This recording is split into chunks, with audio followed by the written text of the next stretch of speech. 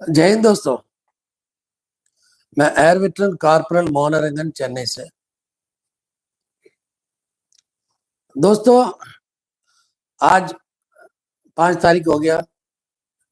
7 तारीख से लेके 17 फरवरी 2024 तक हमने ये फैसला किया कि काला दिवस मनाएंगे। पहले सोचा था 7 तारीख को अलग मनाएंगे और 16 तारीख को अलग, लेकिन कुछ ऐसे कारण हो गया तमिलनाडु के अंदर, तो इसलिए जो है अलग अलग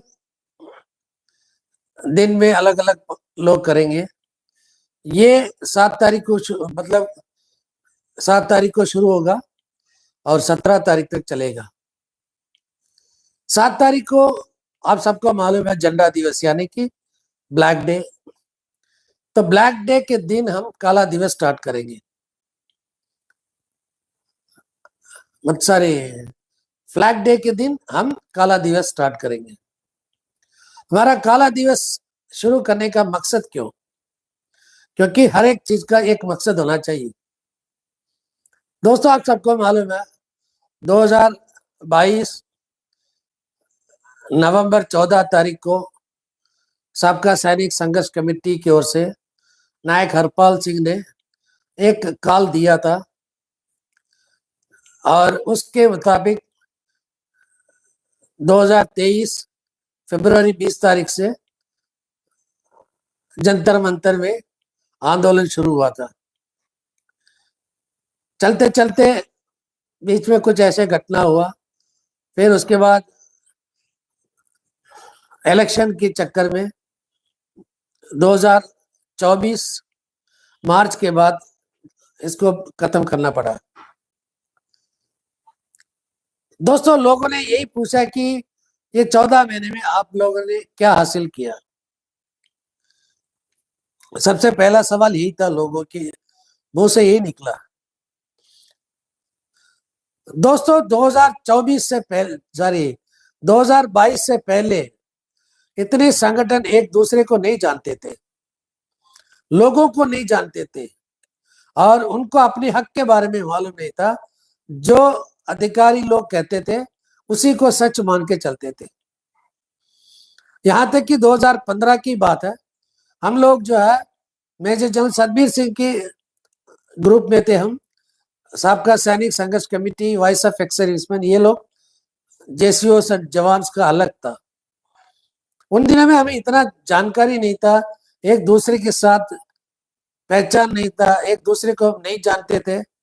लेकिन 2016 के बाद धीरे धीरे हमारे बीच में एक दूसरे के साथ संपर्क स्टार्ट होने लगा और होते होते 2018 में हमने एक निर्णय लिया कि लड़ेंगे एक साथ, लेकिन आपसे इसको अंदर नहीं आने देंगे।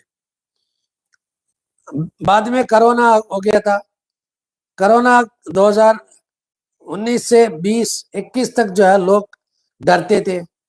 2022 में जब सब कुछ ठीक ठाक हो गया था, 2022 नवंबर को कॉल दिया था हरपाल सिंह ने।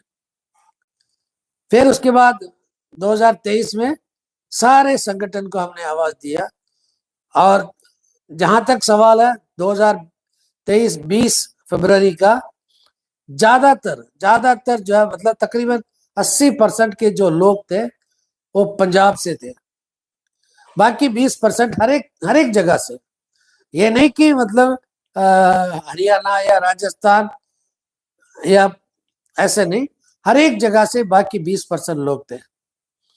लेकिन सामने कौन आया? पंजाब से सबका सैनिक आए थे। फिर उसके बाद रेगुलर जब चलने लगा तो ये मुहिम सबका सैनिक पंजाब वालों ने अपने हाथ में लिया। बहुत बहुत उम्दा तरीके से उन्होंने इसको चलाया और इसमें काफी योगदान जो देने वाले हैं, आप सबको मालूम है जनकराज सेठ। जनकराज सेठ जो है, ऐसे आदमी मिलना मुश्किल है। कहते हैं ना, 100 में 1, लाखों में एक ऐसे इंसान जो जम्मू से आके जंतर मंतर में मतलब उसने अपना जंतर मंतर को अपना घर बना लिया था। दूसरा शख्स हमारे गोपाल कृष्णन केरला से आके जंतर मंतर को अपना घर बनाया, यानी कि जम्मू से लेके केरला, यानी कि मतलब ऊपर से नीचे तक जो है वहां हो गए थे। और उसके साथ हमारे विजय सर है जो उत्तराखंड के, और हमारे रमेश दिल्ली से, और एक और हमारे जो है विजय कुमार वो भी मतलब दिल्ली से, हमारे एक जसबीर सिंह जो हिमाचल से। यानी कि ऐसे कोई स्टेट नहीं है जो मतलब इस आंदोलन को मतलब इतना कामयाबी अगर मिला है तो इन लोगों की वजह से हुआ। और साथ ही साथ आप सबको मालूम है जेडब्ल्यू नलिन तलवार जो मेन मतलब कहते हैं ना पिन वही था, जो पहिया होता है ना, पहिया में एक पिन होता है, वो पिन था जेडब्ल्यू नलिन तलवार। और कपिल फौजी को आप सब जानते हैं जिन्होंने अपने यूट्यूब के माध्यम से सबको मतलब उन्होंने अवेयरनेस पैदा किया। तो ये काम जो है लगातार जैसे जैसे मतलब चल रहा था, लोगों में एक तरह का जो डर था अंदर का, वो डर दूर हो गया। हमारा मेन मकसद यही था कि लोगों के दिल में मन में जो डर है उस डर को बाहर निकालना है। और लोगों को जो है ये मतलब जैसे डर निकल जाएगा तो सीधा आके बात कर सकता अपनी मन की बात माइक में। ये हमने हासिल किया ये 14 महीने में।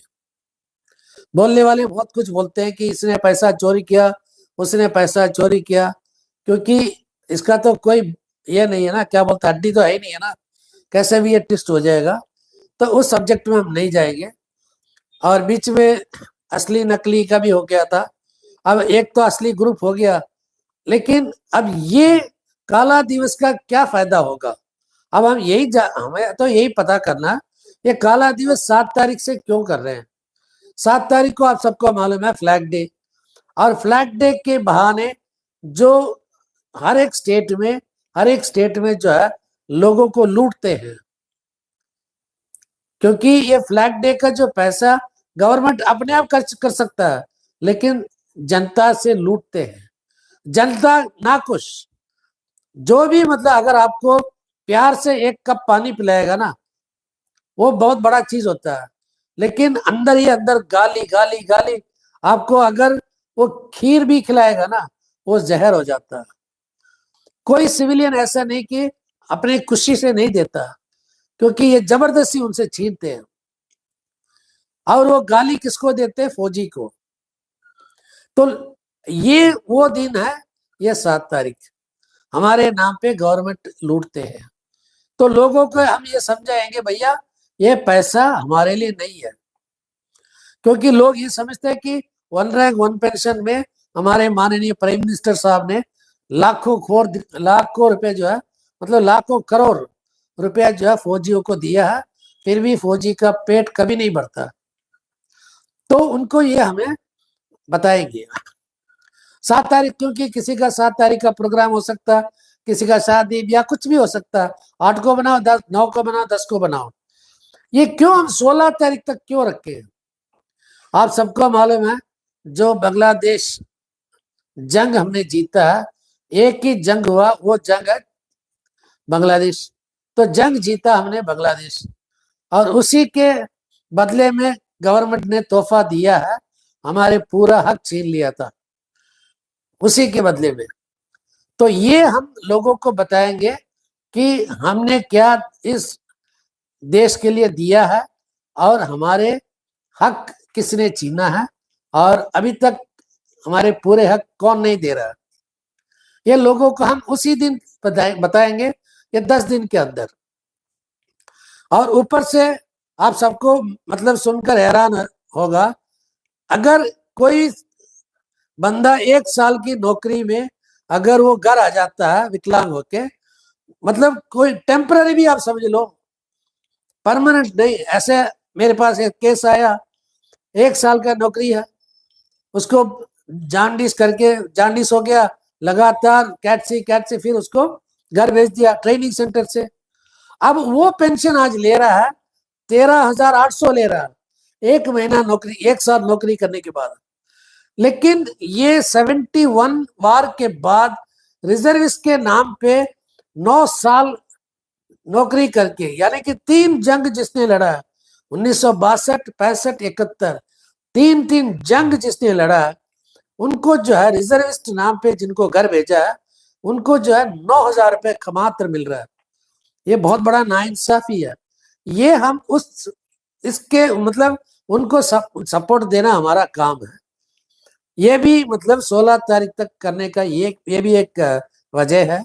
और एक वजह है जो 71 की लड़ाई, 65, 62 की लड़ाई में जो मतलब विकलांग होके घर में बिस्तर में पड़े हैं, उनके साथ जो नाइंसाफी हुआ, इसको भी हम बाहर निकाल के बात बताएंगे लोगों को।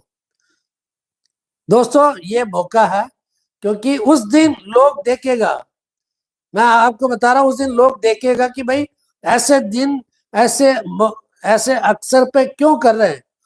इस अवसर में ये मतलब जो भी करते हैं, ये सारे मीडिया, सारे दुनिया देखेगा। इसलिए जो है आप सबसे विनती करता हूं, उस दिन को काला दिवस बनाना, 10 दिन, पूरे 10 दिन मनाना तो पूरे 10 दिन मनाओ, तहसील में, अपनी गांव में, अपनी गली में, या नहीं तो अपने घर के अंदर।